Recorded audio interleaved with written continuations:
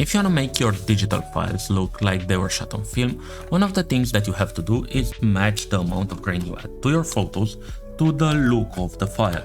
And that's because underexposed film is a lot grainier than well-exposed film.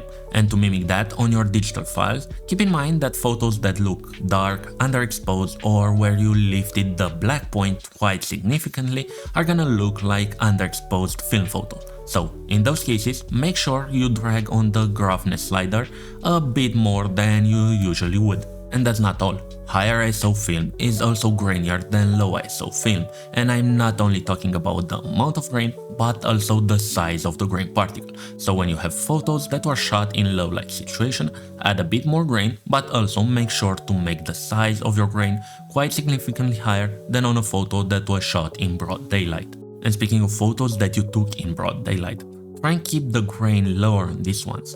And also make sure you don't go over 50 with your roughness sliders, or the photo are gonna start to look way too grainy for something that you probably wouldn't shoot with ISO higher than 400.